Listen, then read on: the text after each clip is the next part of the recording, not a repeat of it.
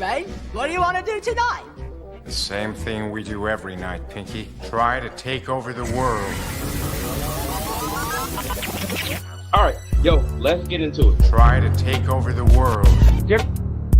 Preaching, Try to take over the world. And greatest chaplain in the world, Mr. Try Lance to O'Neill. take over the world.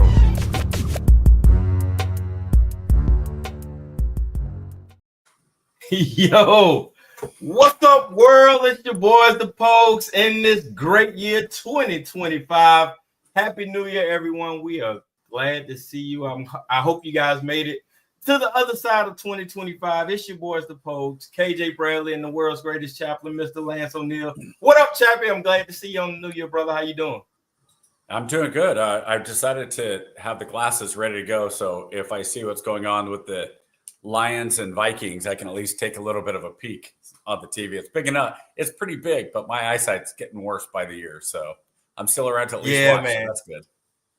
I made my wife a promise that I would start doing the right thing this year. So I do have my prescriptions that I'm supposed to wear glasses. A lot of people don't know that.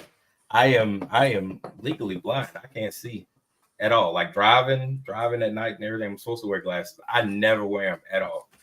The reason why I never wear my glasses is I can't clean them. I can't keep them clean. So really? Yeah, I have a hard time keeping them clean, so I don't like wearing them. My wife gives me a hard time because I buy these really cool micro cloth, and I have them kind of all over the house. Do you have somebody? It's like, yeah, I need to clean my glasses. Is that what you guys do? Though? That's what. Oh yeah. So that's. I'll send you the stuff later. But I'll tell you, I would take those off for now because yours glare really badly. They do. So it's like you suddenly have yellow eyes from the screen. Yeah. Where I don't think mine glare too badly. These are actually new prescription. I got my. Yours don't glare. Yeah, yours don't glare. I'm guessing it's from the reflection from the screen. So as I continue to work, there it goes. Yeah, as I continue to work and build on doing the right thing this year, and taking my medicines and wearing the glasses like I'm supposed to, just getting better, man. No resolution. Did you make a resolution this year? Yeah. No. Yeah. I got away from that. I make a resolution every morning to try to be the best person I can, and I've failed for 14,900, whatever it is. I don't know how many days. That's it, man. I'm scared to look up how many days I've been alive at this point. Oh, I don't know, man. I used to be big, back in my 20s. I used to be big on that, new year, new me. I'm gonna do great this year. Now I'm just like, man, one day, one step, one breath at a time. I'm not gonna wait till a calendar tell me when to make a change. If I can make it now, I'm gonna try to. And if I don't do it today, then tomorrow's another chance. And that's how I'm kind of approaching it. Just moving forward, man. So anyway, let's get into it, man. It's 2025. 2020. God dang, can you believe it? 2025, right. Man. That is insane. I turned 52 in like a week. No, 52. I had to think about it. I was about to say 51, but no, 52. I'm sitting there trying to think. I can't remember the last time I told anybody how old I am. It's 2025. Let's see. So I'll be. What year were you born? 82. Oh, sorry. So I'll be 43 this year. God dang. Yeah. You're young. Yeah, I stopped counting, man. I just. It's weird, man. The older you get, people just stop caring. It's like wearing light up shoes. They just don't care no more. They don't care how fast you can run no more. Yeah, well, now we need to find out. Salty Ward Pig is on. He's watching. So now we need to know how old everybody is as they come into the chat room. I know, man. I know. What up, Salty Ward Pig, man? Happy New Year. Glad to see you back, man. I'm glad. Welcome. I'm glad to see you on this side of the New Year. We got a great show today. We're gonna get it in, man. Matter of fact, it's good catching up, but let's get to it, man. We got a great show. 4 topics we're gonna talk about today. We got the New York City congestion pricing plan, which is ridiculous. We got taxation without representation that came up. The issue of taxation without representation that came up in the House Speaker vote. That for Mike Johnson that came up earlier this week that I thought was pretty interesting. And then we got the good old fashioned, man. You know, I love me a terror attack. I love me some good old terror attacks. Because when things get hectic, you can always throw up a terror attack to distract the masses. And I'll put my crazy hat on, and we'll talk about that. And then if we got some time left, we got some more stuff we want to discuss. So, viewers' choice, Chappie, it's on you. Where do you want to start? And we can jump right into it. Oh, let's go right in order. Let's go with the insanity of being charged to use your own motorways that your taxes pay for. Here we go. Video coming right up. Standing by. Oh, did we get the volume up? Where's the volume? There we go. What? I can't hear. Where's my volume? See, that's what happened. I messed it up already. We could probably just do the audio. I'm going to kill old people, and then I'm going to charge people to come into New York City. You know what? Let's just talk about it, and if I can work the video, I'm telling you, man, the new year is not. Okay, so just leave it running for a minute here. Yeah, you're good. You're good. I'm gonna leave it running, and we can talk about it. Yeah, let's go. So congestion pricing history. What they want to do is they're putting this basically an extra charge for people coming into Southern Manhattan from like 60th Street down to the Battery and across. Now, the only thing you don't get charged for on the extra is if you're on the outer highway to go around. Yep. This is supposed to reduce parking and the congestion inside Manhattan. And it started off originally, it was supposed to be $15 per vehicle. And it got the female Hochuli. Yeah, Governor Hochul. So she reduced it. They were supposed to start this last year, and then she said, no, hold on, time out. Let's not do that. And she said, let's look at this. And so she reduced it from $15 to $9. And it's supposed to generate something like $34 million. No, it's more than that. Because I'm crossing stories between how people were trying to cheat the system and how much it generates. The New York, the amount of money that the New York Metro, the authority gets is something like $2.1 billion a year, right?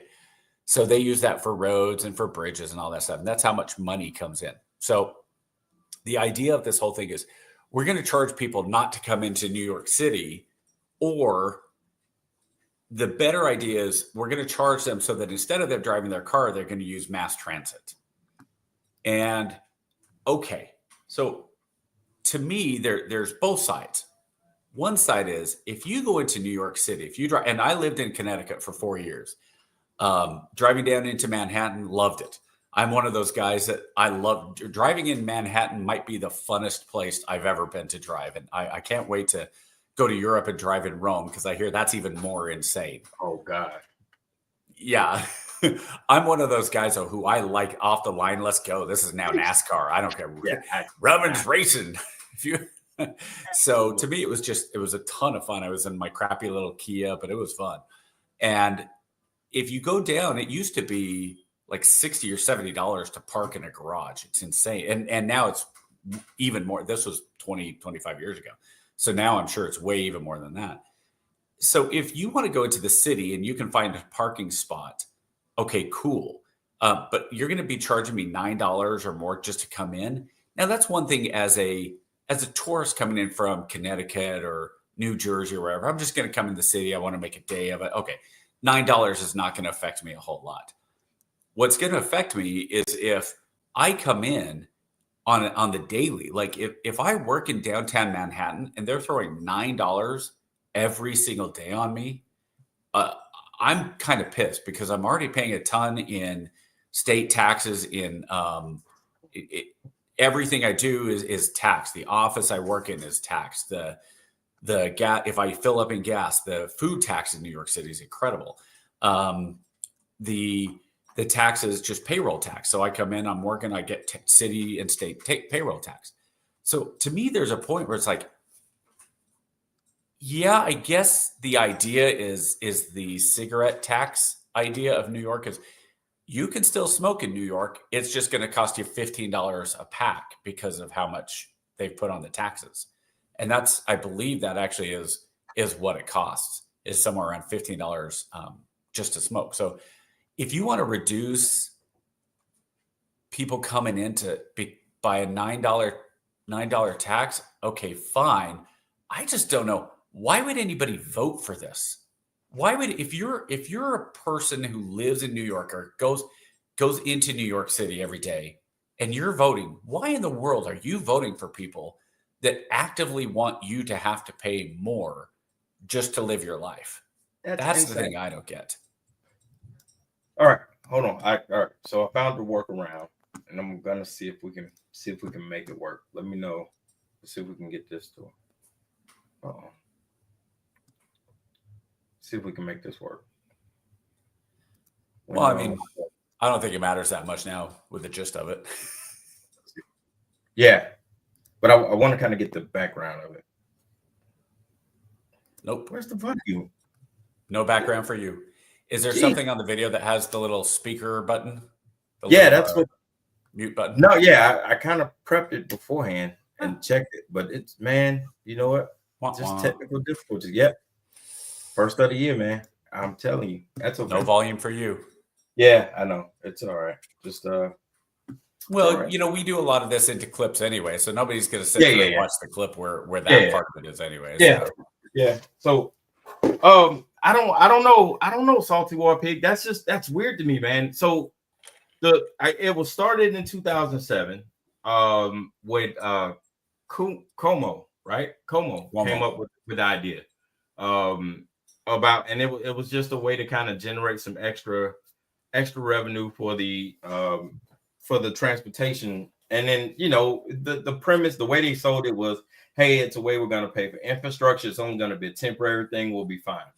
And then it went through litigation, and then Jersey sued, and Jersey was like, how you going to tax us for coming into New York?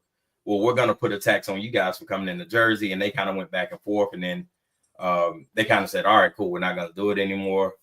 And then it just kind of got shelved. And then Hochul came in and was like, you know what? We're going to do it, but let's do it reasonably. And then that's when she kind of got it shelved. So now that everything kind of got crazy, and they kind of, you know, if we're being honest, they kind of blew their budget on this whole immigrant thing. So now they're trying to come up with ways to, you know, replenish their coffers, and this is the best way. But I can't fathom, if I'm a taxpaying citizen, right? There's no way in hell you're gonna charge me to come to work.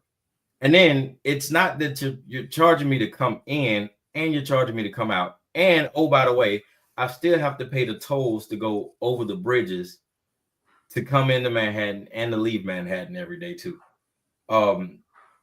And if I don't do that, I have to pay for the mass transits for the railroad or the buses. But then RTA, and my wife, who's from there, my wife said the RTA just went up as well. They went up on their prices as well. So it's insane the amount of nickel and diamond. And I get it, you know, cost of living and stuff goes up, and everybody, you know, capitalistic society and all of that stuff. I get it, right? But that is getting to a point to where it's like, all right, man, how much is too much? You know what I'm saying? How much is for too sure. much? You and I have talked about this before. Like, I would be fine, and they have federal taxes for things like gasoline, right? Right. And the idea is that the gasoline tax is supposed to go to infrastructure. It's supposed to pay for roads and bridges and all that.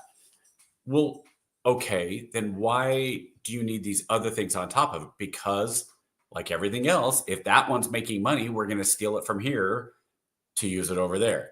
And so if the budget in New York is short and we want to use it for this or that, but I don't think they're even I don't think the idea for this tax has anything to do with infrastructure. I really don't. That's where people are getting the pushback from. The initial the way they sold it initially, the way they got it passed was, hey, this is to help, you know, rebuild the infrastructure and get everything, you know, this is going to pay for itself. This is going to pay for itself by rebuilding the infrastructure. However, in its new form, the budget isn't transparent. They can use it, you know, it's non-discretionary. So they can use it at the discretion of the government, which means now I can charge you whatever, and I don't have to necessarily put it toward infrastructure. I can, you know, prioritize it and put the money wherever I want to, which is a bunch of BS. And well, let me take it a step further, though. I think it's social engineering, right? Could it's if we're going to make instead of having you come into your city and rely on your individual car and be an individual and drive on your own and da. Hey, if you're rich and you want to come in, you don't really care that much, right? But we want to push people to be more reliant on the railroad and on the mass transit and on the buses and all that. We've seen what happens when the government oversteps. So with COVID, it's a great example of overreach by the government. And so it doesn't surprise me if you have New York that comes along, a very, very blue city and a very blue state, that says, hey, we're going to socially engineer this by adding this tax to people coming in. And what we're telling them to do is we're actually getting them to not come in on their individual cars. We're forcing them to rely on the government mass transit. So what the purpose is, I don't know. I think there's a lot of stuff that the government does. The more we rely on the government, the more the government is in control. And I think that's very dangerous. And it's ultimately that slide into socialism and Marxism that we talk about. And so when you have these control measures, like we are going to, oh, no, of course you can still choose to drive your car in. Of course. It's just going to cost you $45 a week, which is $2,000 a year. And so if you want to drive in for an extra $2,000 a year, be my guest, that's just fine. And you're giving us $2,000 more dollars that we're going to take and put in the bank and use for whatever.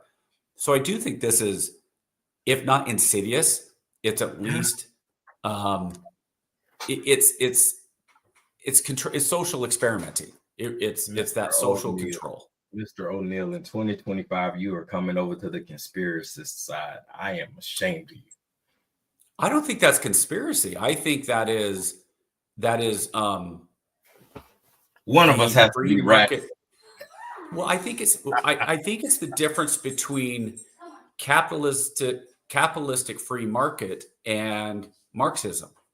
Because when you're talking about control, everybody kind of forgets that Marxism is ultimately about control. That's what Marxism is about. It's not, oh, hey, you're all going to work together and you're all going to be kumbaya. No, it's you're going to be told what you do, and as a group, you will do what you are told. And as long as that's the case, there's that control. So I think that's where the difference is. Now, do I think that when people freak out and go, well, then you support socialism because you drive on the city roads, and that's I got a comedian here. Okay, don't do that again, Getty, please. But when you have people turn around and go, well, it's socialism if you're driving on the roads and all that stuff. No, that's not. That is the barest form of government. And nobody is saying that government, you don't need government. Go back as far as you want. And government has done very certain things, all the way back to the Assyrians and all the way back to, the city of Ur. What did they do? The government built the roads and they provided defense for the city. And that was 12,000 years ago. Yeah, I will tell you, history has shown that when there is a rise in oligarchies, right, or a rise in a, let's say, a undue influence of the affluent, that Marxist line kind of gets blurred, right? So there's a very fine line between Marxism and the oligarchy. They kind of go hand in hand. So it's going to be interesting to see how this plays out. Did you read our friend Greg Easterbrook's article about Marxism that came out about 4 months ago? I think I sent it to you from Substack. I do, but I don't remember it. I read it when you sent it to me. Yeah, so basically he said Marxism is one, because Marxism like 9 of the 10 tenets of Marxism have been adopted by the West. And I read the article, and I can see how he says that in point of view. But there's a big difference between things like, hey, we are going to reduce land ownership by the individual and give it back to the state, versus, hey, nobody can own lands. So Greg had a very, I think, kind of specific viewpoint for that article. And you can go through and you can say, America, if you really want to get into it, you can say, first of all, America is not a free market at all, because the government picks and winners and losers with subsidies, with corporates, and all that stuff, with taxation. You can say that we're socialist because of all the different things, from Social Security to blah, blah, blah, blah, blah. Yeah, you can make that argument. But I would also make the argument that when it comes to basic individual freedoms, we're not getting thrown in jail because we tweet something against the government, like, oh, I don't know, England's doing right now, or Canada, or line up against a wall for saying something. I want to put a couple of dots after that statement and say yet. We're not being thrown in jail yet, because whether he follows through or not, our incoming POTUS has a propensity to make veiled threats about locking up journalists and people who have a tendency to go against them. Whether you believe he'll do it or not is completely up to who listens. But he has a history of saying, hey, if you talk shit about me, I may or may not come after you. Meanwhile, you have had Democratic administrations who have literally done that. They have gone after journalists and have go read up on, if you guys want to go down a rabbit hole a little bit, go to Cheryl Atkinson, who I think is a wonderful journalist. I think she's one of the few really just straightforward journalists in America. And go read about her story about the government coming in and seizing her computers and forcing and trying to basically force her to reveal sources, to threaten to throw her in jail. There was a Fox News journalist who got thrown in jail for not revealing his sources. And that's something that when you start talking about the to me, honestly, that's why the Second Amendment is arguably the most important amendment, because without the Second Amendment, none of the other amendments are guaranteed. So you'll get no argument out of me. I mean, Salty War Pig, you're new here, so we got to go back and do a little bit of revisionist history. I consider myself a man, a man without a party. Depending on the topic, I've been called a traitor of races. I've also been called a liberal bootlegger. Oh, KJ, we were not going to use the R word today. We've kind of been back and forth on the spectrum, depending on the topic. Lance and I've kind of switched places on whether we're a conservative, bootlicker or a liberal rainbow liquor or whatever.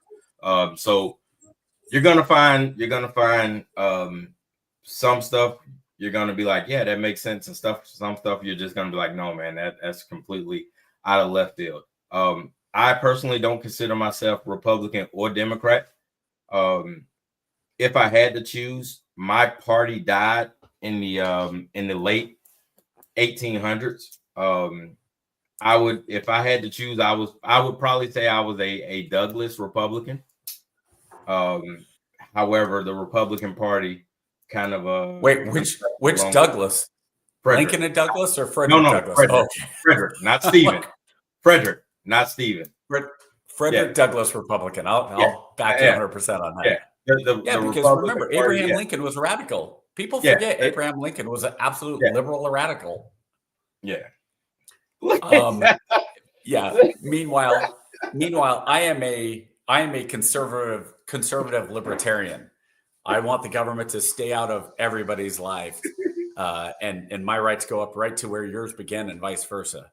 And I think that there are a lot of people who, the way that our culture has gone is, we give too much power to feelings and the idea that truth is a subjective. There are a lot of things I have a problem with in culture, but that's why we talk about it. So like if New York City, look, ultimately, if New York City wants to pass this tax and they want to have fewer cars in the city, I do think that's their stated goal. Cool. I mean, that's up to them. I don't live in New York.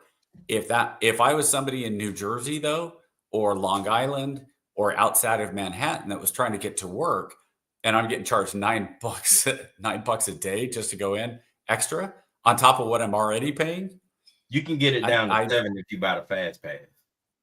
Oh well, yeah. So with that, what was our next subject? Yeah, here we go. All right. So next topic, we are talking about taxation without representation in the colonies. All right. Yeah. I really, really, really want to get this video to work. So I am going to try I hope so, because I don't know what you're talking about. Yes, I am going to try my gosh darndest to get this to work because so during the Speaker of the House vote, Delegate Stacey Plaskett, I think she's a delegate from the Virgin Islands.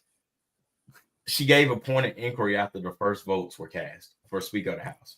And her point of inquiry was to ask why were the delegates of the Virgin Islands and the District of Columbia, so on and so forth, why weren't they called on the roll to vote? Really simple question. As a delegate, Super simple answer. Yeah, as a delegate, you probably should already know the answer. But I think she knew the answer, but she was doing it to make a point, which basically means that, you know, we're here and we're being represented and we don't have a vote. Which is cool because, you know, the parliamentarian came up and he read it out of the rule book, you know, which is exactly what he was supposed to do. Come on, man. Let me see if I can get this thing. Yeah, as you're looking for that, the argument for the Virgin Islands, DC, and Puerto Rico has been around for a long time. Guam as well. Yeah, that they don't get representation, even though they fall under the United States banner and they are citizens. Like Puerto Ricans, a lot of people don't understand that Puerto Ricans are U.S. citizens. They're not Puerto Rican citizens. They are citizens of the United States of America. And so at the same time, being a protectorate of the United States does not have the same benefits and the same technical things that go along with being a state. And that's one of the things that we've seen in terms of like Washington, D.C.'s but saying they want to be a state. I think that you potentially could see D.C. become a state, but you'd have to have a compromise, which would be something along the lines of Washington and or Oregon splitting. No. They pay tax. They pay tax as well. They are taxed. Salty War Pig. Yeah, they're U.S. citizens. The colonies are taxed. That was her whole point. They pay taxes, but they don't get representation in the votes. Well, and one of the things she's probably leaving out is I believe most of I know Puerto Rico, they've had votes before to say, hey, should we become U.S. states or continue to be territories? And I believe every single time we want to stay. Puerto Rico. We don't want to be a state. Yeah, Puerto Rico does. I know VI does. Okay. So then it becomes a question of the technicality. Okay, honestly, I have no idea what the Virgin Islands politics is. Like if you bring the Virgin, but I think DC is an easier argument just because DC is very blue, right? It's very liberal. Well, we know. DC, so if you're going to say taxes, and if you're going to make DC a state, okay, fine, and I don't think it's going to happen, but if it did, the reason you would have to have that compromise is because of how the balance of power is, even though the balance of power changes. And if there's video on this, then cool. And if not, then Yeah, I got it. We're So, SOL over 2. but that brings go up, ahead. so do you think we do something like the Missouri Compromise? Like we'd have to go back and do like the Missouri Compromise? But we can talk about it. Yeah. I'll play the video and then we'll come back to it. Okay. So here we go.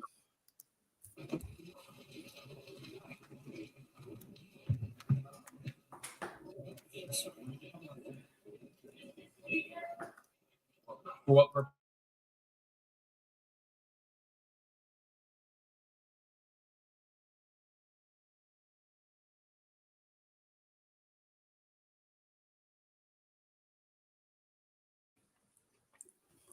Islands and the District of Columbia were not called, representing collectively 4 million Americans.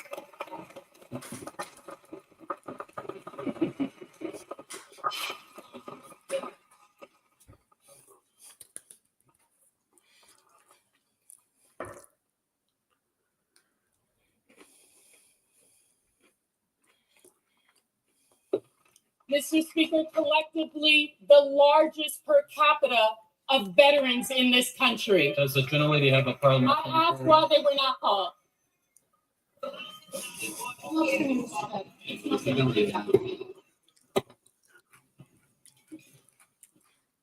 Gentlelady's recognized. I asked why they were not called from the parliamentarian, please. Delegates elect and the resident commissioner elect are not qualified to vote. Representatives elect are the only individuals qualified to vote in the election of a speaker. As provided in section 36 of the House Rules and Manual, the speaker is elected by a majority of the members elect voting by surname. Thank you, Mr. Speaker. This body and this nation has a territories and economies problem. What was supposed to be temporary has now effectively become permanent. We must do something about this problem. So she knew the answer. Oh, yeah. Like I said, it's just one of those things where she, you bring it up to bring awareness to your plight. And I got it. It was a slick move. It was a slick move. I get it. Yeah. I love it. I love the fact that she did it, and I understand it. The grandstand, like every Democrat knew at some point they were going to stop and go, "Hey, let the lady from the Virgin Islands talk." Oh yeah, They I all mean, knew it it was was coming. premeditated like hell. Absolutely.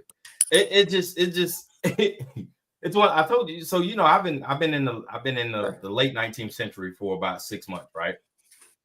Just kind of studying and the turn of the century. I've really been going back and trying to understand reconstruction and trying to see where we went left at and how that went wrong. And I think I got a pretty decent grasp on it. But Congress is a weird place, man. And you tend to see a lot, like even now. I thought now Congress was dysfunctional, but like back then, like after the Civil War, like Congress was, man, those dudes were wild. And they had some literal brawl. Like they would literally step outside and go to fist and like, all right, cool. After we figure this out, we coming back in with black eyes and bloody noses, and then we're gonna cast our vote afterwards. So there was a representative, I believe, from South Carolina who brained a sitting senator who gave him brain damage. He was out for almost a year trying to recover. It's banana. I mean, I don't know. I'm fascinated with the early of 20th century and the late 19th century. That time period is just amazing to me, and just how different the country would have been had we just, never mind. I don't want to get too off topic. Let's stay here. Right. And that's part of the thing is we've had multiple discussions about what would have happened. And to me, it goes back to the shooting of Lincoln. But you have a lot of stuff where just throughout the time period you're talking about, the newspapers, people talk about Musk being too influential now, but Pulitzer was out there basically writing whatever the heck he wanted in whatever newspapers he controlled. And he had dozens and dozens of newspapers, and he would plant stories to smear senators and congressmen and presidents, and basically like, hey, if you don't do what I want, I'm going to make sure everybody knows who you really are. And yeah, a lot of that stuff happened. So, when you're talking about the federal lands, that's something close to Utah and Nevada are significantly controlled by federal lands, and Nevada especially. Not that there's a lot in the middle of Nevada that you could do with it, but there's that balance of federal lands versus state lands. But there is overreach, right? And so you have certain congressmen and certain senators who think that there should be more control by the states and be able to do what they want with their land, the land that's there, versus those who don't. But as far as like DC goes, Virgin Islands, I think you'd have to have something along the lines of a Missouri Compromise. So let's say Puerto Rico voted to become the 51st state, and Congress came in and they said, okay, we want Puerto Rico to become a state. That said, Puerto Rico's extremely blue, and they've been blue for a long time. They're going to be blue for the foreseeable future. And so we don't really feel like the Republicans are going to say, we don't really feel like bringing in, 2 new senators that are going to vote blue and potentially tip the balance of power. But there's this stuff going on in Eastern Washington where they don't feel like they're represented by the people that are in Seattle. And so what if we bring Puerto Rico in, but we allow Washington to split in half? There's some arguments about California being split into, I believe, like five different, and that would be the same thing. Let's say you split. Okay, so let's say you split California into 5 different. You had, I think it's the Bay. You have Northern California, you have the Bay Area, you have the Fresno Valley, the Central Valley, you have Los Angeles and San Diego, and then you have like the Palm Springs area. And I believe the way it would break down would still be pretty much 3 blue and 2 red. So at that point, I think you would have to add in another red. And that's where the split of Washington, I think, would come in. Do I see it happening? I think there would be a constitutional Congress before we see anything like that. Maybe that would go hand in hand. I would personally like to see a congressional Congress or a constitutional Congress. Oh, even if nothing came, even if nothing came out of it, I think it would be good for the states to get together and potentially try to come up with some solutions for some things that the federal government hasn't. First of all, I would love, you and I have talked about this, 28th Amendment that's worded something along the lines of Congress shall pass no law from which they themselves are exempted from. I think we all agree with that. I think that I want to say it was Warren Buffett who said, if you want to solve the federal deficit, it's very simple. You pass a constitutional amendment that if it says the budget isn't balanced, if there's not a balanced budget passed, every sitting member of Congress is ineligible for re-election. Cool. So there's things like that. I don't, even if they had a constitutional Congress, I don't see some of the more difficult questions. I don't see abortion being done. I don't think there would be anything with abortion as far as the federal. I just don't think that would happen. If anything, I think you're going to see a swing. I could see 20 years from now swing more towards life, just with the technology that's going on and the realization of where life is and all and DNA and all that stuff, without going down that rabbit hole. I think that's the only way you would see DC, Virgin Islands, and Puerto Rico be brought in the states, is to have that balanced product. New York and New York City, I'm sure there's lots of people in upstate New York and Buffalo and Syracuse and some of those places that would love to be left alone and yes, separated from New York City. Yes. But, are you going to have that when Albany's upstate? I mean, there's certain places that could be their own states. A lot of the issue that these people are running into, and that I get it, right? I get it. The problem that we run into is a lot of those municipalities or those smaller cities who are more conservative don't realize that those larger cities are the breadwinners for that state. As jacked up and as crazy as they are, if you take New York City away from New York loses a lot of the influence. Like let's say East New York and West New York, right? East New York becomes a whole hell of a lot more powerful than West New York, right? Nobody is going to fucking Buffalo to visit in the summer. I love Buffalo, right? But nobody's going to Albany, right? Nobody's going. I can't name a single fucking person who said, you know what? I think I'm gonna take the trip to Newburgh to go see the apple groves, right?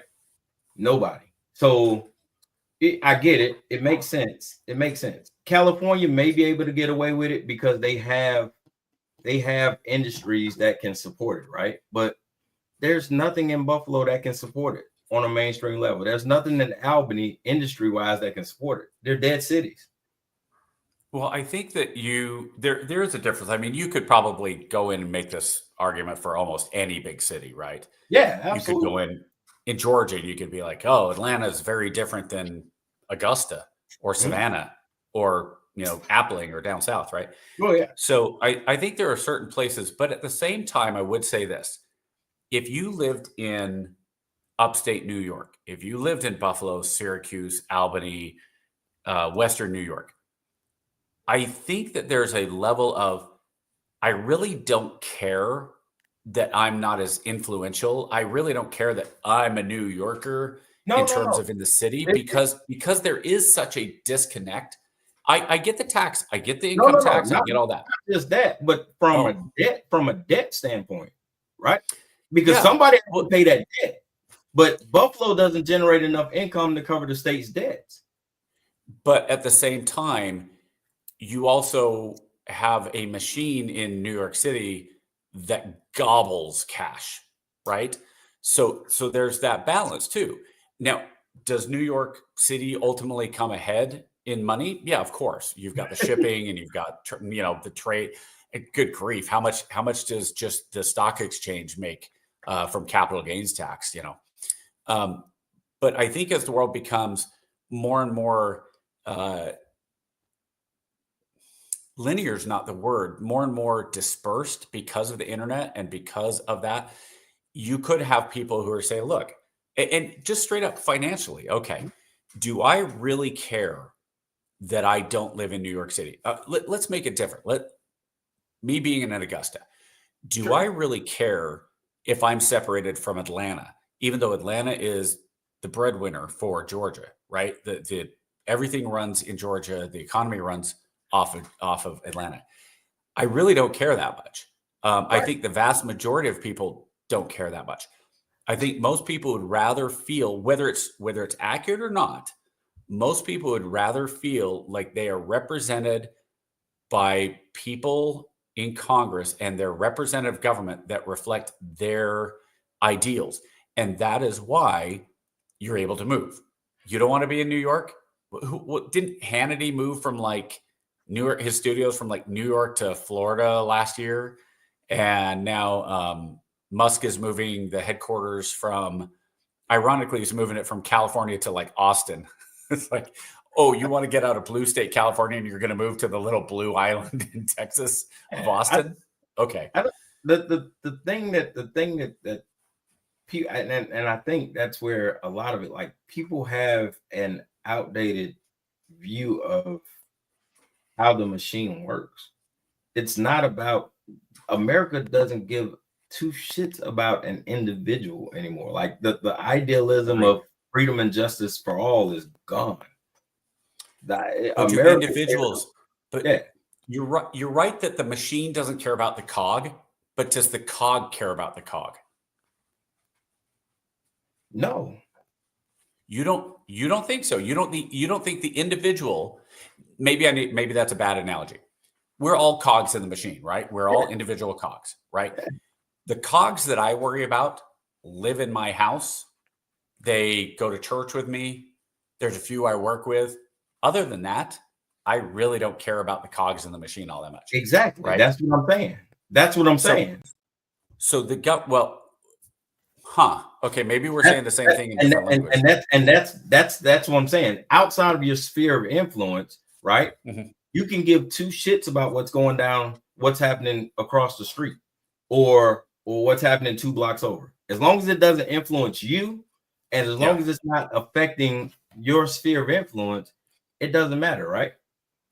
But do you think most people have, whether it's realistic or delusional, that the person that is in Congress represents them and they have some form of attachment all the way up to president? You don't think so? No. I think there's a weird, overwhelming. I do. I think people have a weird. You and I have talked about this. When Trump lost in 2000, I have a friend who is. I'd like to say she's leaning left. She's for sure leaning left. But she was not happy when Trump won. And she posted something about, being depressed the next day and Trump and all that. And she did it for a few days. And after a little bit, several people kind of had the same point I did. And I told her this. I said, look, if you're this upset about who the president is, and it is affecting how you feel and how you interact with your kids and your husband on a daily, you're way too invested in who the president is. Because I guarantee you, his choices and his decisions don't affect you all that much. And that's true. Yes, the country and the economics and the taxation and all that. But ultimately, there's very few things that Washington and our representatives do that truly affect us. And generally, we only feel those when they negatively affect us, right?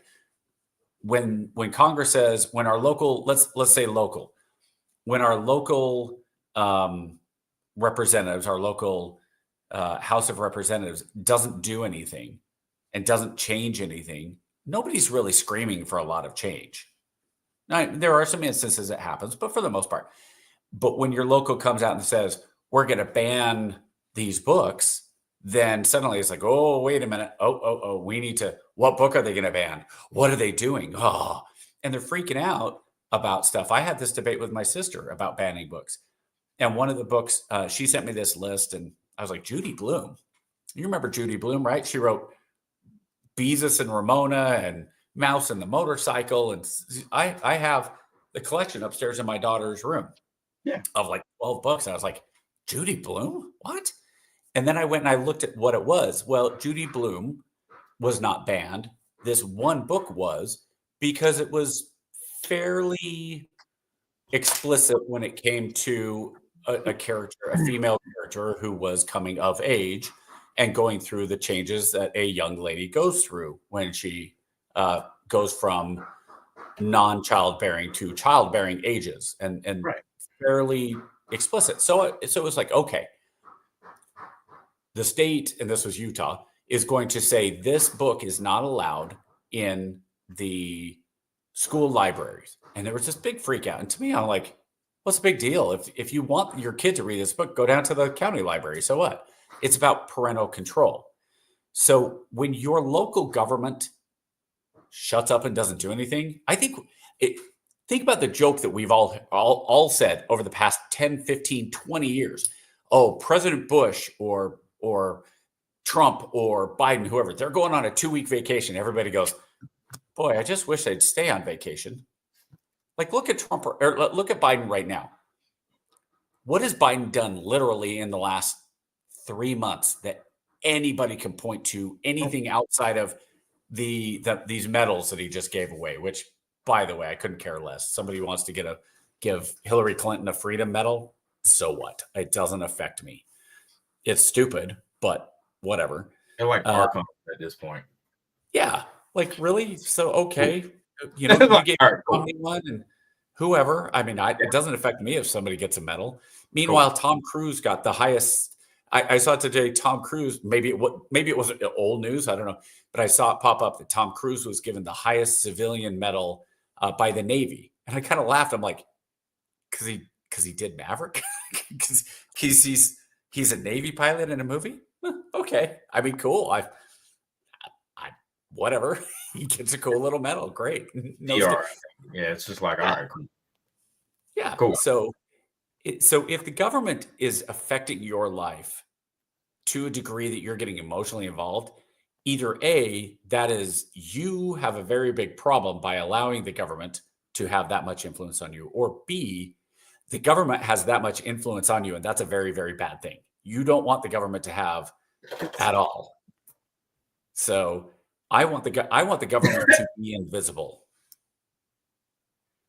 We'll make you one. We'll make you one, Allie. You can buy them down at the PX. It's not that hard.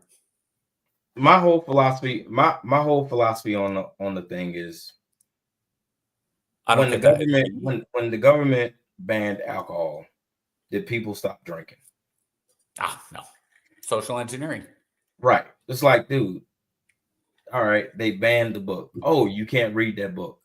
You know, I hate to be that guy, but you know, coming from a background where, you know, a certain sect of people like me had books banned for a very long fucking time, and we figured it out.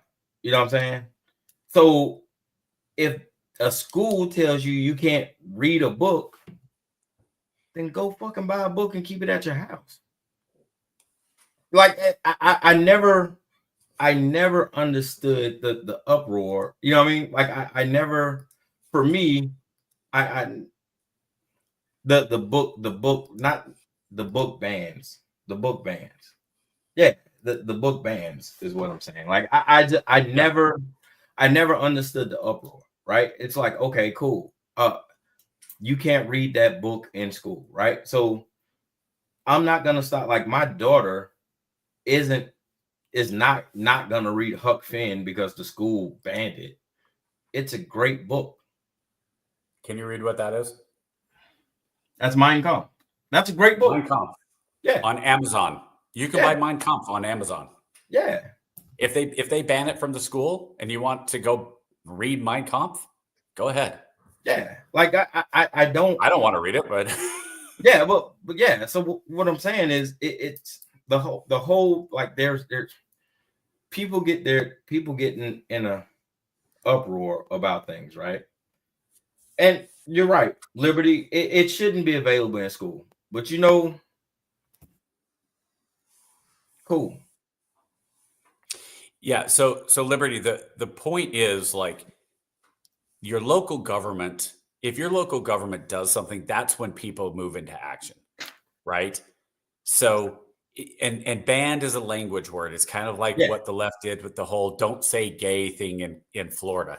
That was never the case. It didn't have anything to do with that. It was basically, hey, let's let teachers actually teach kids and not talk about inappropriate sexual behaviors, things like that. But at the same time, you know, I know of things that go on in the school. When I was substituting just a couple months ago and the election happened, basically the school said, you will not talk about the election. It's like, and it was a history class that I was subbing in. I was like, we're not supposed to talk about like history. That would be like on 9/11. Well, we better not talk about what happened with the towers because that might offend some people. People might get scared about and offended that there's a terrorist attack going on. Huh? Like we can't talk about the election, which is the biggest news story of the year at the very least, but presidential elections are always historic. So yeah, it's weird. Things get banned, and when they get banned, they're not really banned, right? Yeah. Like, again, should Mein Kampf be available in an elementary school library? No, I don't think it should be. That's some pretty advanced reading, though. Well, if a fifth grader is a advanced enough reader, he or she is getting after it if they're reading Mein Kampf in the fifth grade. Like that is, or they're being indoctrinated by their parents, right? So, but they can still go get it other places. Yeah. To take it to an extreme point, right? So the whole CRT thing, and the 1619, right? So those are banned, right? We can talk about that. Those are banned. CRT curriculum is banned. You can't teach in that. certain places. In certain places. Certain places. You can't teach CRT. But guess what my kids learn? Guess what we teach in this house? So there's no way. Yeah, Hey, look, there's no way. KJ's nobody's going to tell you you can't. That's what I'm saying. There's no. But that goes to a larger point. It's not up to the schools. The school system is never designed to be the primary instructor. The school system is a supplement. The parent and the home is the primary teacher of the child. The school is just there to be a supplement, to assist. So the whole point and premise of the point I'm making is the whole point and premise of banning stuff is asinine, and it's obsolete. Because if I want my kids to know about something, if I want my kids to learn about something, I'm going to teach them. I don't care if I believe in, fucking Zoldar and the ninth alien coming from Mars. If the school says you can't teach that, then as soon as they get home, guess what we're going to learn about? You know what I'm saying? And that's where it has to be a parental responsibility. Like, hey, kids, go in the house library, or download the Audible book and go read it. You know what I mean? That's just my philosophy on it. Like, I don't believe in book bans or book burning and all of that stuff. Fine, burn them. Hell, I got them at the house anyway. So Salty, I'm gonna give you a book to read, Salty. It's called Dumbing Us Down. Dumbing Us Down by John Taylor Gatto, Gatto. And that's a book that talks about the history of how the schools kind of used to work and when they were first foundationally in America, and how the system was built around those communities and what the community wanted. And then eventually there was a guy who in Massachusetts kind of pushed for more government-based, and that was the start of government education. And I agree. I don't think that your school should be the primary source. And nowadays, especially, to have the internet, you have more information at the fact that this can pull up almost any book that's ever been written that we currently have, that with a few keystrokes, I have access to more knowledge than every library I could possibly visit in my lifetime, is amazing. And instead, our kids go on and play Fortnite and Roblox and social media and go in and make fun of each other. And like, even this, how many kids could sit down and follow our conversation?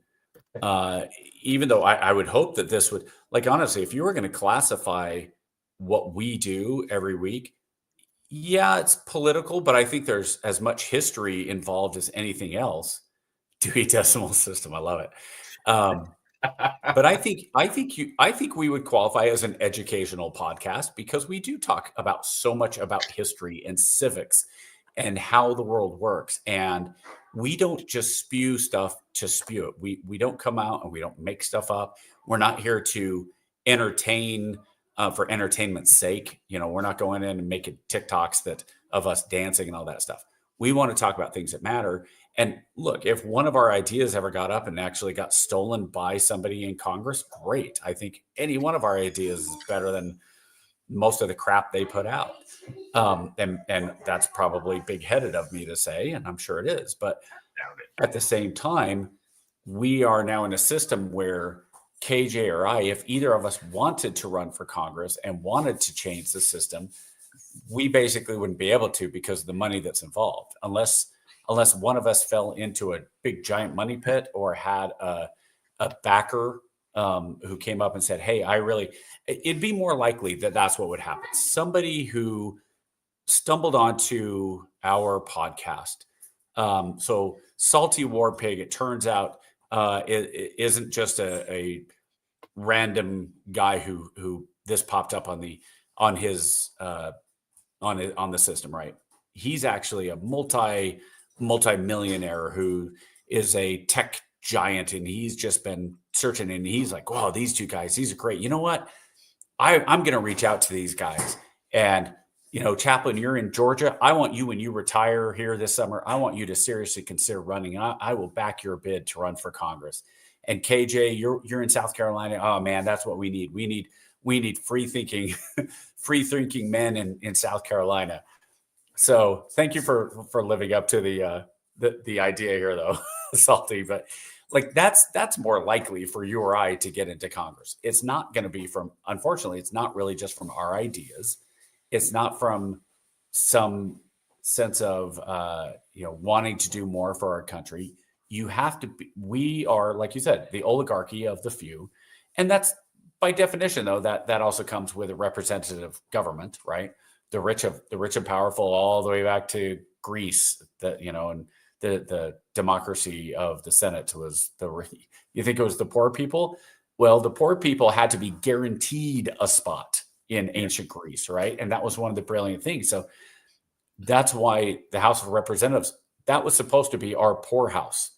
The senators that were those that were elected to the Senate were supposed to be the ones that were rich and well-to-do and blue bloods and kind of, we know what this country is supposed to be.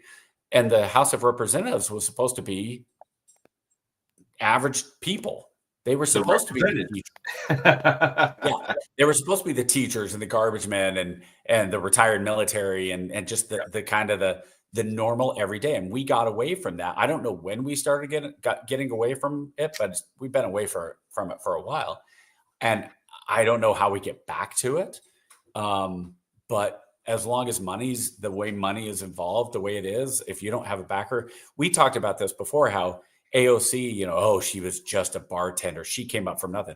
She had a backer, and there's a lot of information out there. That's true of anybody. I don't blame her. Hey, she took advantage of the money that was put there, and she, I know people. If I had money, I know of a few people I would back if I didn't want to do it myself. For whatever reason, maybe I'd rather be the person behind the power, but at the same time, if you are so worried about what the government's doing individually that you are emotionally distressed, don't be. And if you feel like the government is intruding on you so much that you have no choice to do that, then go and buy guns. Go protect yourself. Liberty, I would, but I just realistically, I'm a older white guy with no money. So I would love to run, and I would love to try to make the change in Congress. But I think I would, if it was between me or KJ, honestly, I think I would back KJ and be behind him and try to work with him behind the scenes, because just realistically, the way our culture is, I think KJ would get more done than I would. I'd be dead before Inauguration Day. No, you wouldn't. No, you wouldn't. Dude, we just had a woman stand up and say from the Virgin Islands, "Why aren't we being counted?" People say dumber things than anything you would say. Can you imagine? Can you imagine? Yes, Listen, man, I can totally imagine. I am unbossed and unbossed. So listen, Liberty, that's what I'm telling you. So listen, that's why I told you I am such a huge fan of the late 19th century. Frederick Douglass Republicans. Conservative outcomes with liberal policy. That is what we are. That is who we are. That is what we do. That is what the Republican Party was. Yep. I don't know how else to explain it to you, man. That's just what we are. So we're not the new age Republicans and the new age liberal party. I don't get down with that. Like, that's not the whole wokeness. And yeah, I know, man. I know. That's why I told you I don't have a party, and I'm stuck. So like when I run, I don't know where I'd fit in. Because I just as soon tell Democrats and Republicans both to go to hell, because they're both batshit crazy. So I will tell you guys something about KJ right now. I think of if this last election, now he came out and said he voted for Harris, but I think that if it had been, you can choose for president, Waltz, Harris, Trump, or Vance, I think KJ would have voted 3 times for Vance. Absolutely. So there's a point where the person comes in and the ideas comes in, and from what I see, KJ is a little bit more person and personality driven than I am. I'm more policy driven. And what I mean by that is KJ worries about, and KJ, I don't mean to speak for you, but we've had many discussions about this. Yeah. And I look at the things that KJ worries about. KJ worries about the overreach by the federal government, and I worry about the Supreme Court not controlling that overreach. So we're coming at it from the same idea that we want people to be able to live their lives in the best possible way with as little government intervention and as few people getting in our way as possible. And that's why things scare the crap out of me, like what's going on in England and them throwing people in jail for their posts. And that's why somebody like, as much as people are giving Elon Musk a hard time right now, and this is going to go into our next thing with the Cybertruck and Big Brother. But that's one thing that I think Elon Musk's legitimately changed the trajectory of this last election. Without him buying Twitter, I think Harris wins. Actually, I'm not even sure Biden drops out because of the reactions. I think the bad debate by Biden would have basically been brushed aside, and it wouldn't have even the news cycle wouldn't have taken off the way it did. But you had so many videos and so much on Twitter going, this guy's broken and we can't have him. And then it was pile on from there. So when we have, I want to go into the next part of this, because you have this power and you have the ability to go in and track what people are doing and track what people are saying and all that.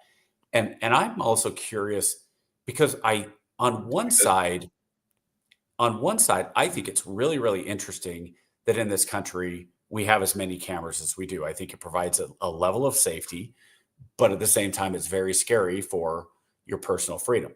So I want to look at what just happened because we haven't gotten the information. We still don't know what happened in the Las Vegas shooting, 8 years ago when the guy killed the largest mass shooting in America in a casino. And we don't know what happened. Yeah, because casinos are well known for not having any cameras or any security. We all know how easy it is to get in and out of casinos and casino hotels. But I don't know what the Cybertruck he bought. There's two different things here. There's the New Orleans terrorist attack, which clearly was a terrorist attack, right? The guy drove up, he was radicalized. The army, he flies a ISIS flag and he's flying along. Now, this is the one that I'm with you on, KJ, on the Las Vegas one. You have a guy who's a Green Beret who has come out, was very pro-Trump. He was not anti-Trump. He buys a vehicle. This guy is a tier 1 operator. This guy knows how to make bombs. He knows how to do things. He loads a Cybertruck with fireworks and with camping fuel, and he drives up to the hotel. He somehow triggers the explosion and shoots himself with a Desert Eagle 5.0 handgun. If you guys know anything about the Desert Eagle is the greatest movie creation ever. It is this giant, it is a beast of a gun. It is a hand cannon. Hand cannon. Yes, it makes what Clint Eastwood shot as Dirty Harry. That is a smaller gun than the Desert 5.0. Okay. And he allegedly killed himself using that gun. I lost my idea. This is where my question is with Big Brother and anonymity is these Cybertrucks have the ability to record where they've been, where they've come from, where they've stopped, all that stuff. You're telling me, and maybe we will, I don't trust that we will, but maybe we'll find out from the FBI where this vehicle went and where it was coming from. And maybe even the inside cameras. And maybe You're telling me that there's no cameras that show up when he pulled up in his Cybertruck? Now, I don't know if the Cybertruck does Cybertruck have remote, have self-drive? I don't know. Yes. Okay. So if Cybertruck has self-drive, I want to know what it looked like in the Cybertruck as you drove up. Was there an individual who was alive driving that vehicle? This is where the distrust of the American people comes in.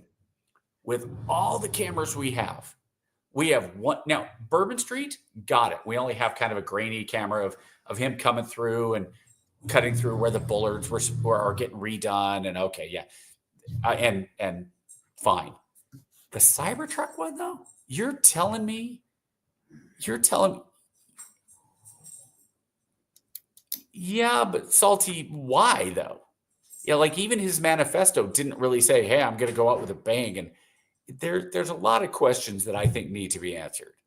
And the cap, to me, is the biggest problem is we're not going to find out. And I think that's the problem. When we have the tech, I want everybody to be as anonymous as possible. I kind of laugh when people go, oh, well, the biggest one was during COVID.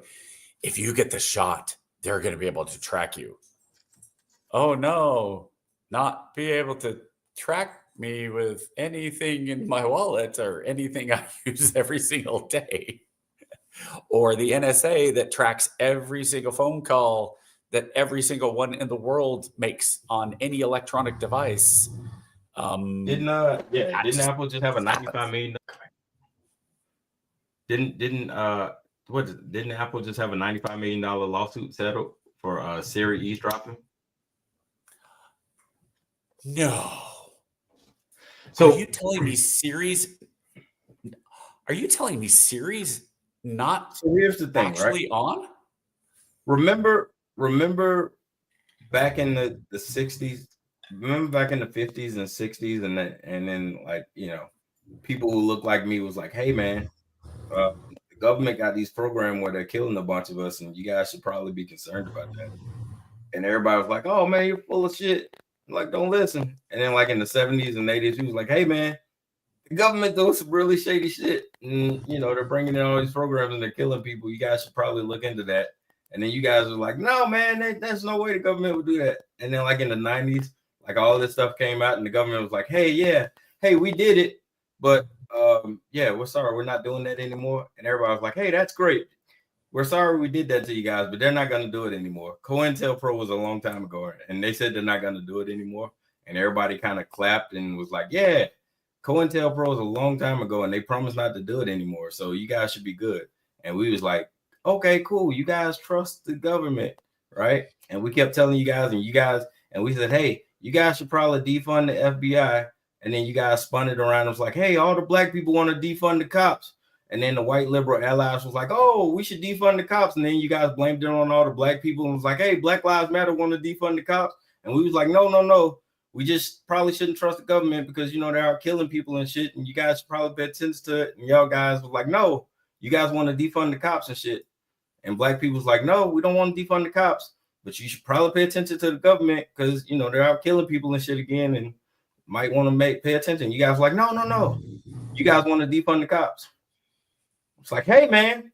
So I'm just saying, we're not saying on behalf of black people, we're just telling you, we're about 50 years into this shit, into this thing. You guys should probably start paying attention. COINTELPRO is a real thing. And this looks like straight out of the fucking playbook. See? I'm pretty sure BLM wanted to defund the police. And I am also pretty sure that BLM was not a movement by black people. It was a movement put together by liberal allies with black faces. But we can get into that. We can get into that on another time. That's not the point I'm making right now. Right. The point I'm making is COINTELPRO is alive and well. And what happens when the oligarchs get pressed against the corner, right? We start to see these terroristic attacks start to pop up, right? Whenever the government gets pressed and these conspiracies start to happen, you start to see these red flags, right? Either it's a school shooting here, a school shooting there, or something like that. So I don't know if you've been paying attention or not, but a lot of stuff was happening in December where a lot of static was happening, right? People started questioning, hey, man, maybe it's not a good idea to have all these billionaires with all this influence in the government. And then the drums start beating, right? And then they was like, oh, no, it's cool. Don't worry about it. We're good. And then like all the conservatives and all the Steve Banners like, hey, man, we should probably look into this because, hey, it's probably not a good idea for all you guys with all this money to have all this influence. And they was like, no, it's cool. It's cool. We're good. And now all of a sudden we get a terrorist attack. And then we get another terrorist attack. And then we see these UFOs, right? And then the guy in the UFO, he says, hey, you guys should probably pay attention because, hey, that's some serious stuff going on. Maybe it's something, maybe it's nothing. But what I'm saying is people like me who wear these hats have been saying for a very long time that our government that we love and we hold and we defend is not always on the up and up with us. And this looks like something straight out of the playbook of a red flag mission. I think one of them does, not the second one. Hmm? No, the New Orleans one, the New Orleans one's just some crazy dude. Like I don't think the New Orleans that's what I mean. The Vegas, I think the Vegas New Orleans was a legitimate. Yeah, the New Orleans one is just one of the crazies, just being crazy. But the dude in Vegas, we should definitely pay attention to that. Yeah, and that's where it freaks me out in terms of, again, like if we are accepting that we have the Big Brother capabilities, and I don't think there's any way to put that genie back in the bottle, then shouldn't we have at the same time a government that is willing to be transparent? And that's where it scares me. Like that's why I would love when Vance goes on to Rogan and they're talking about releasing, he's saying, yeah, we should release the FBI, the UFO, and Trump too. We should release UFO files and we should release the Kennedy files and blah, blah. And Trump goes, well, I was going to release them and then I was told not to. I was like, dude, who told you not to? And I get the idea of, well, there's still people alive that could be embarrassed by what information comes out from the Kennedy, whatever happened with Kennedy. But that's always going to be there. Oh, it's grandkids of so-and-so that now they're embarrassed, or great grandkids are there.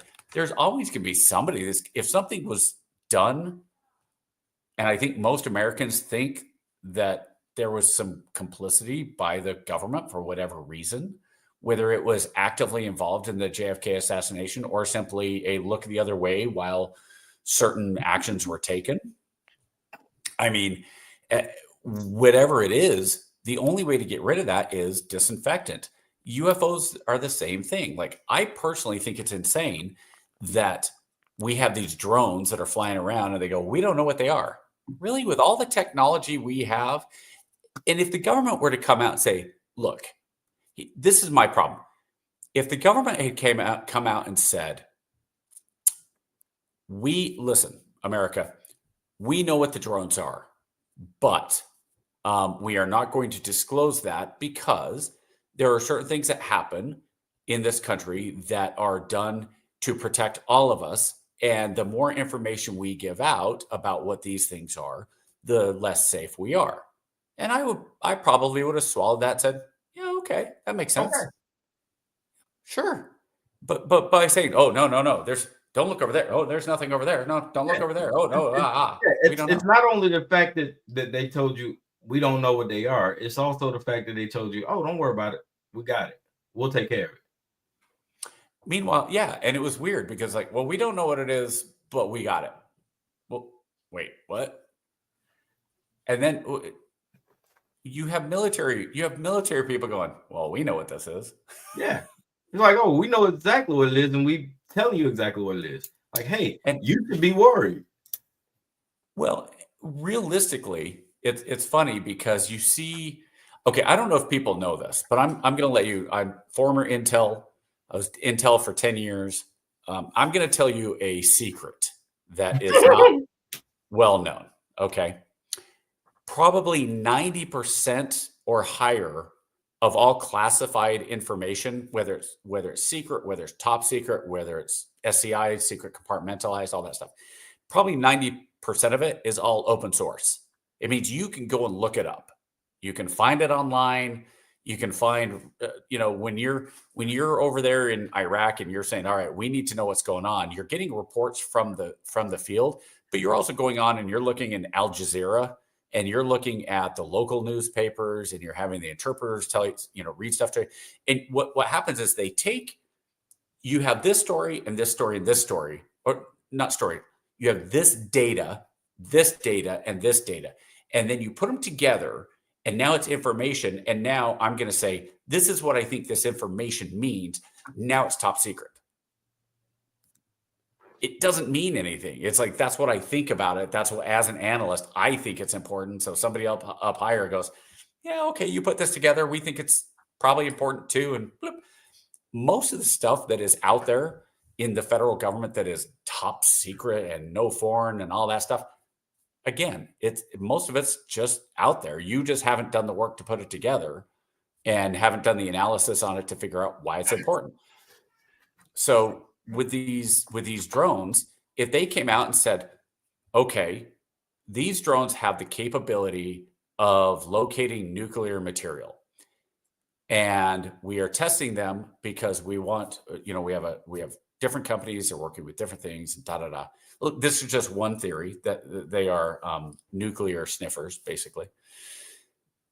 Okay, that's fine. You want to go test nuclear sniffers and see if we have the technology, and the government saying, well, we don't want China or Russia or Iran to know that we have this technology. I get that. But at the same time, you don't need to tell me where we're going to be deploying it.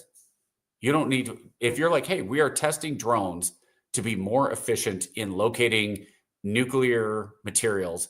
And of course, we have to test it at night, and we have to, we don't want it to be photographed, and we don't, so we have to be kind of careful because it's new tech and we don't want China stealing it.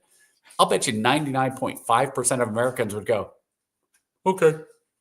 And the other 5% would be, we are spies and we trying to get the information. Now we need to get the information back to the Führer. Even that, like I've heard some crazy theories. I've heard people saying, "Oh, well, that's just China testing out its quick strike capability, this, that, and the other." And I'm like, "Hey, listen, dude. Let me tell you something. From experience, I can neither confirm nor deny, but I will tell you, there is nothing on this planet that isn't targeted and isn't prepped to be stricken. I assure you, the coordinates for the White House is mapped out by every enemy on this planet of the United States. They already have the coordinates. They already have the coordinates. They had the geolocator of the White House? They already have the coordinates to every military base on the continuous U.S. I assure you. Not all of them, KJ. I hate to spoil the secret for everyone, and I hate to break. This is breaking news, so don't nobody tell anybody. This is just between us. It's just between family, but we're okay. I assure you. Atropia is taken care of. Okay, just like what's really funny about that though? Huh? What's really funny about that, if people want to get worried about something, get worried about the fact that we are at war right now. We are legitimately at war right now, and we have been for a couple of decades now with China, Iran, and Russia on the cyber front. But ultimately, here's the problem with all of it. Do you remember, KJ, what MAD was? Mutual Assured Destruction? Yeah. Okay. There's a point where the technology becomes so good and everybody is so reliant upon the technology that if you were to go in and you were release a technology, let's say for argument's sake, Switzerland decided we're not going to be neutral anymore, and we're gonna drop the mother of all viruses on the United States. and it's going to wipe out their entire global system. The internet's going to go down, the banking system's going to go down, the phone system's going to go down, the electrical grid's going to go down. Okay, cool. They're going to drop that. And you know what's going to happen? It's not going to be contained, and it's going to be a virus that goes everywhere. And it doesn't matter how good you have antivirus control, even if you're the country that made this, it doesn't matter, because you cannot vaccinate every single computer and every system that you have. The only way you would even possibly be able to do this, and it makes no sense, is you would have to actually firewall your entire country or your entire whatever location you wanted to do and actually take it off the grid. But then how do you get it out there? Okay. It's just the logistics of it don't make a ton of sense, but that's why we have little wars. That's why we have these little skirmishes. I was just explaining to a friend of mine, and he was so concerned about BRICS and all this other stuff. And, China's going to do this and China's going to do that. I said, dude, do you realize what our biggest secret weapon is? I said, our biggest secret weapon is the world reserve currency. I said, do you know why we don't like dictators who like to switch over to the gold standard? I said, because our greatest secret weapon is security. Every monetary system in the world has to eventually be converted over to the US dollar. So our greatest security feature right now is if they were to utterly destroy the United States, they essentially destroy the world economy. We're fine. Now, if we ever get to a point to where that is no longer the case, then I would be concerned. But for right now, relax. We're okay. And that's why China right now is pushing so hard. Exactly. To change the government of the world. And that's why I keep telling everybody, if you peek behind the curtain, you'll understand why everybody wants to get off of the United States dollar as the gold reserve currency. Because when you take the world off of our gold reserve currency, that then makes us vulnerable. Because we can't, when you no longer need us. Ironically, here's the thing though. This is probably debatable. We could probably have James or somebody come back on. Oh, we're gonna get it next year. Even if that happened, I think we'd be okay, because if the United States ever got isolated, the United States is in a very unique position that if we actually are ever forced to, we can rely on ourselves for almost everything. And that's why it's so important for us to do things like build chip factories in America, to have our natural gas reserves, to have our oil reserves, to get oil shale production up and running, to build as many dams, geothermal and alternative energy that we can, renewable energies. And I don't mean windmills and solar panels. I'm talking about geothermal. I'm talking about waves. I'm talking about the stuff that you can't stop, right? And I think that we will get to that point. And once we get to that point, if we're not there already, I think if we were forced to do that, it might short term it would hurt, but we'd be okay. No, I think at that point, even then, North America is in such a great place, worldwide. So even as the world is heating up and the polar ice caps are melting, we're still in a place to where we can be self-sustainable. We have 2 different growing seasons. We can agriculturally, if the world decides to cut the United States off, you got to keep in mind, we export 60% of our agriculture. Like, we're fine. And a huge chunk of our energy. Yeah.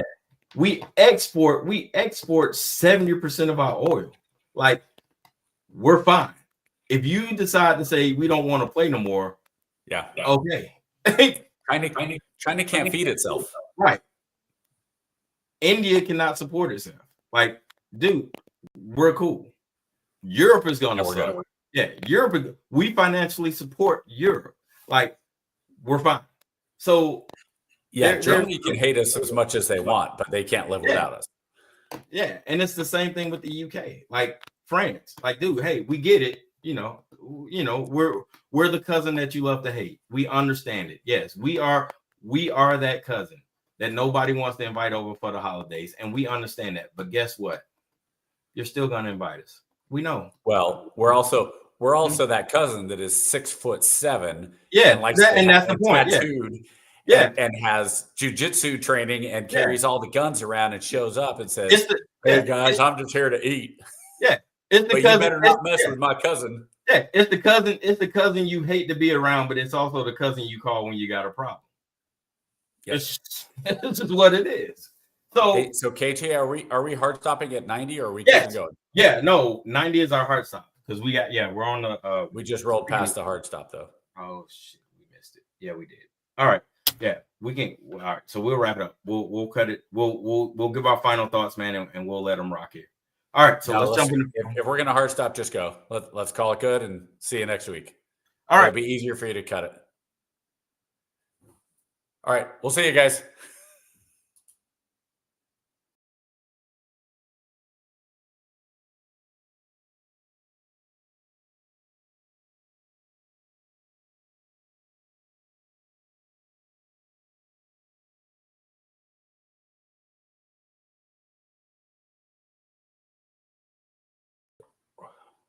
I believe the system hard stopped for us. Oh. That's very weird. Okay, we're not. Right. Oh, it says we're live right now. Yeah, no, we were absolutely live. That was extremely weird. That never happened. Are we live right now? Yeah, we are still live. That never happened before. All right, so kill it so you and I can still talk. All right, so bye, you guys. We will see you guys next week. New year, new problems. Talk to you guys next week. Have a great one.